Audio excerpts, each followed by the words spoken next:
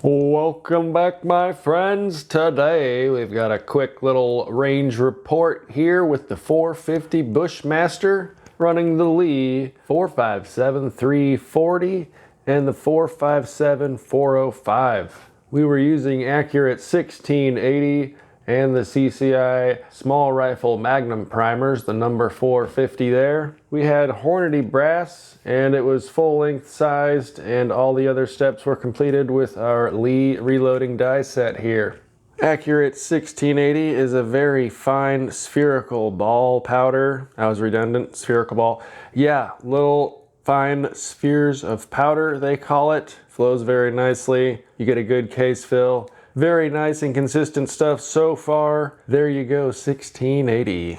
These are just dummy rounds, but we can see with our 340 grain bullet, which is actually about 350 grains with my alloy, comes down to about that far into the case. Not too bad. Let's have a look at this 405 though, which is actually about 412 grains with this current alloy. A little bit further into the case there. Big, nice, heavy freaking chonker right there. These things are roughly the energy of a 12 gauge slug. Kind of ridiculous. Anyways, let's get into it. Previously, on the last range trip with the Bushmaster, we were just getting function and doing whole grain increments and seeing where the gun would function and lock back and all that fun stuff. So then we went and picked a few charge weights since then to go test for accuracy as well as function and note everything else along the way. So we'll just start with the 340. We started at 36.5 grains and went all the way up to 38. And we just did 3-shot groups because, yeah, this thing freaking kicks and I'm a wuss. So we only got 3-shot groups. Well, anyways, we were testing 36.5 grains. Let's get out to the range. We'll shoot that group real quick and then we'll review our brass and our target here. So let's get to it.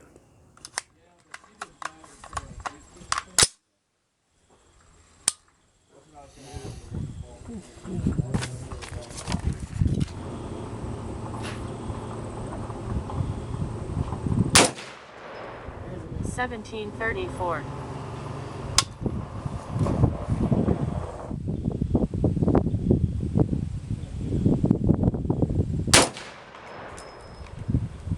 $1,661.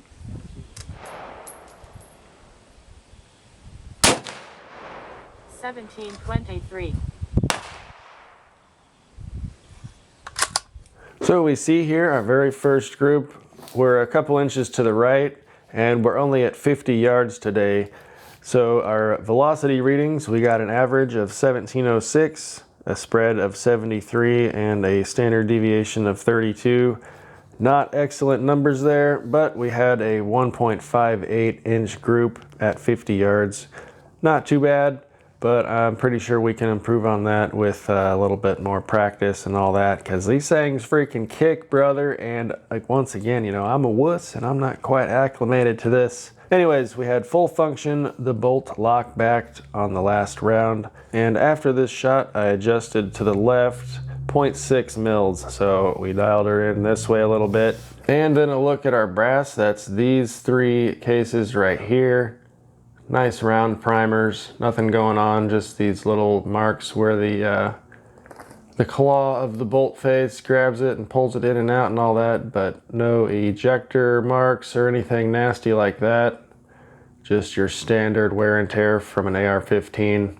So then moving on to 37 grains, let's get out, shoot that one up, and we'll come back and review it. See you in a minute.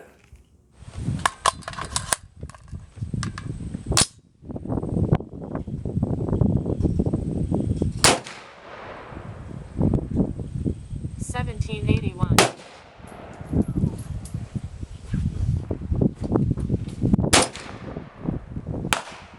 $17.56.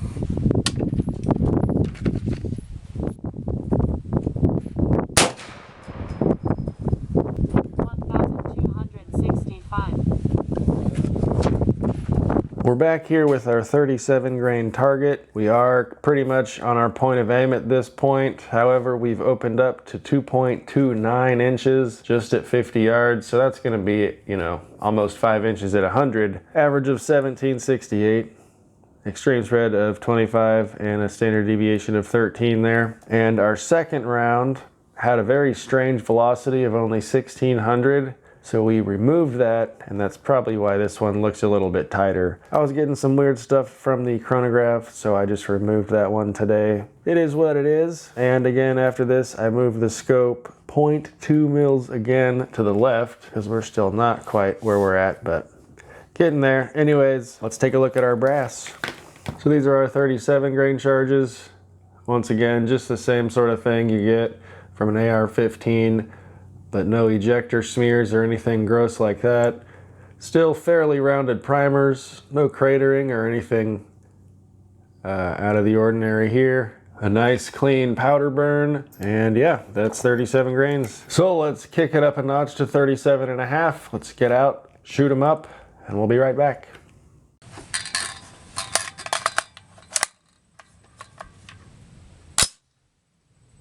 37.5.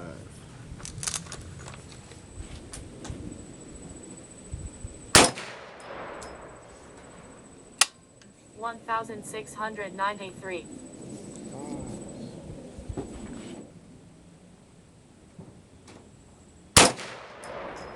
1,689.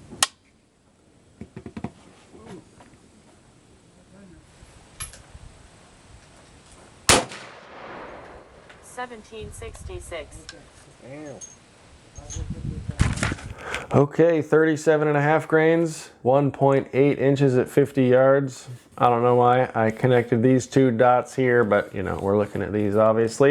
Yeah, freaking dummy. Anyways, our velocity numbers, average of 1716, extreme spread of 77, and standard deviation of 35.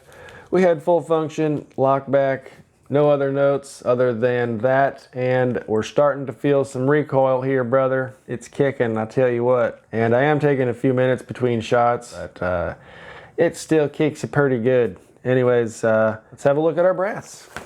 And we're up to these three here. Again, the primer's still nice and rounded. You can see off the edges there. We're not flowing outside of the primer pocket or anything crazy like that. No cratering. And again, just your standard AR-15 love marks there. One of our better groups here. Our first one, 1.58, and this one's 1.8. Not too bad. Again, that'll probably open up to 4 inches or so at 100, but could be a good one to load up maybe 5 of and try to verify out at a better distance. Lastly, we've got our 38 grain charge. Let's run out to the range there. We'll blast them off, and then we'll get back here and talk it out.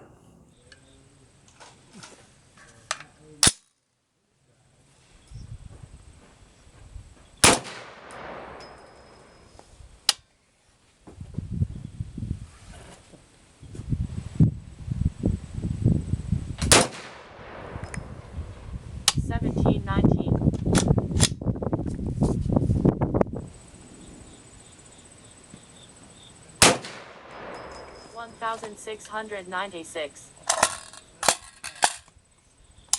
So this one is just barely our best group of the day. 1.525 compared to our 1.58 on the first target there. We got 2 of them kissing over here and then 1 out there. We had an average of 1693, extreme spread of 54, and our deviation was 22 there. So this was right in the middle of the pack as far as velocity goes, but we did have a nice, we'll call that an accurate group, I guess. Not too bad for what we're working with here. And if I hadn't said already, it was 85 degrees outside and a little bit windy at this point, but not too horrible.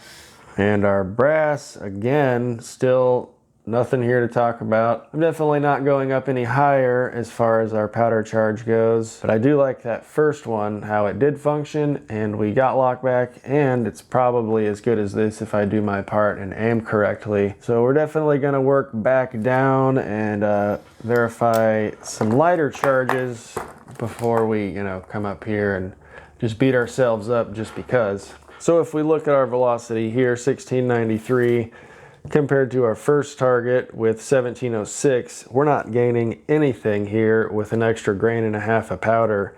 So we can enjoy less recoil, pretty much the same group size. I'm gonna definitely try and verify this load to make sure I'm doing my part and holding correctly. But yeah, there's no reason to run the higher charge with higher recoil if it's giving us the same chronograph numbers and roughly the same accuracy, if again I'm doing my part.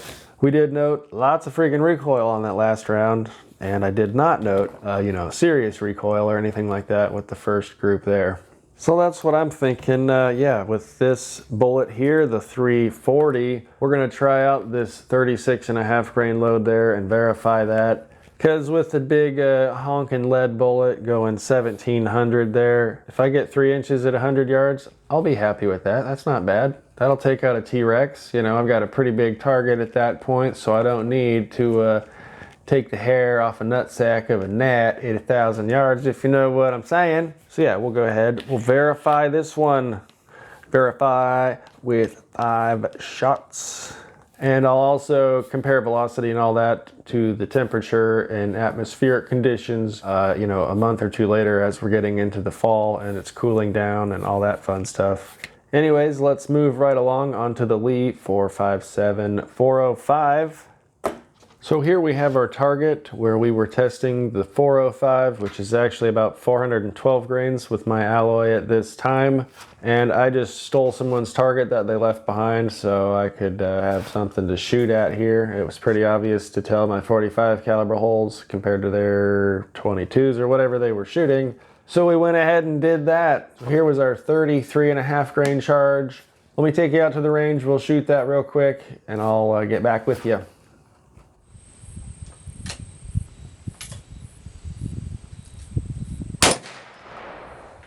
1,513. God damn.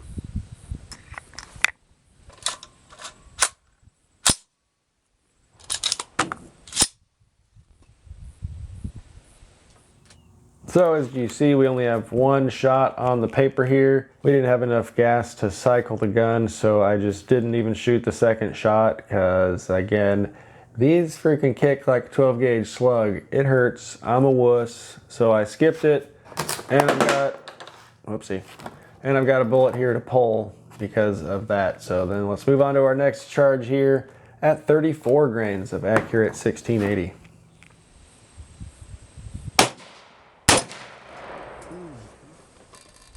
$1,551. Oh shit.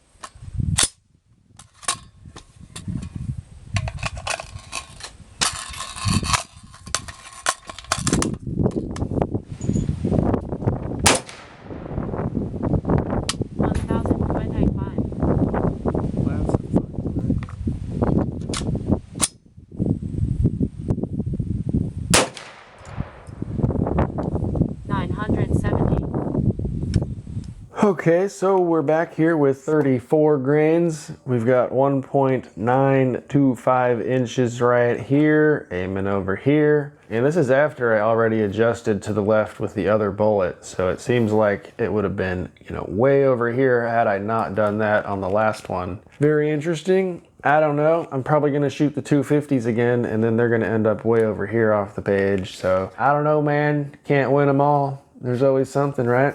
Anyways, if you saw the 34 grain charge at the range there, it did have full function, but we got some weird velocity readings, and I'm just going to call that an average of 1,550 feet per second because we omitted 2 out of the 3. So what good does that do us? Anyways, almost 2 inches at 50 yards. You know, that'll open up to 4 plus at 100. And then a look at the brass. Primers are flattening, but they are not completely flat or anything like that. However, we're probably getting up there because, again, this thing freaking hurts. There's got to be more than 38,000 PSI happening, I'm sure. But anyways, old dummy here decides to kick it up again.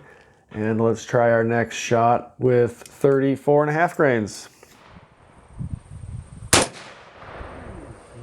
1,101.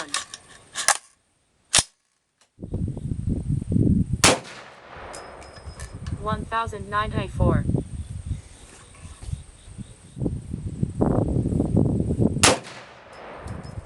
1,109.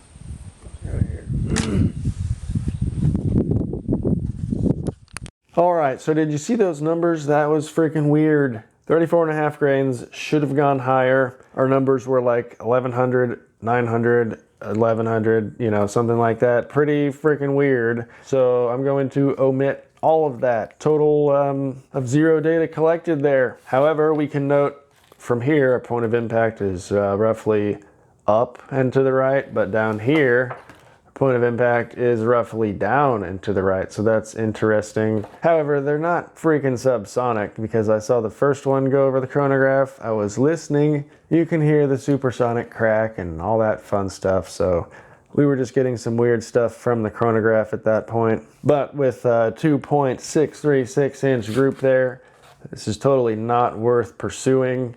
And it looks like we had our best results at the 34 grain charge weight. But then if we remember below that, we didn't get function at all. So this seems like a pretty small window to work with. Pretty gross. And also on the top end here, we have our primers looking a little more flat than the other groups, but still, you know, not horrible, but it's definitely not healthy for the bolt face on the AR-15 at this point, I don't imagine. So we're probably going to abort this top charge, even though we got crappy velocity readings. We got a crappy group. It doesn't seem like this is really going to be working out for us with this powder at this charge weight, with this bullet, you know what I'm saying? So yeah, like we said earlier, we're going to go ahead and retest this 36.5 grains here with the 340. And then if you remember in our last episode of the Bushmaster, we used some CFE black for this round. So I'm going to say screw 1680 right now. We're going to try CFE black and then Shooter's World Blackout as well, because those are both slow burning and should be giving us quite a good amount of gas to function. So we're going to try those with our 405 grain next time. So I'm probably going to try these charge weights just like I did with the 1680. Except we'll be using the CFE blackout next time. Well, that's gonna wrap it up for today, folks. We know where we're moving. We know what does and doesn't work at this point. I think we're dialing in this 340 grain here pretty well. I'm gonna run out of this lot of those bullets that I cast, and so I have another one that I have since cast, but they're with a slightly lighter alloy. So we shouldn't have too much of a shift or anything weird, but we're definitely going to test and verify again when we get there with that. And then we saw that we're going to be changing powders here to the CFE black and Shooter's World Blackout for the 410 grain, or the 405 that weighs 410 with my alloy. So that's where we're going, folks. Anyways, if you enjoy this sort of content, make sure to like the video and subscribe to the channel if you're not already. You can support us over on patreon.com/dummyround. Thanks for hanging out, guys. We will see you in the next video. Have a good one.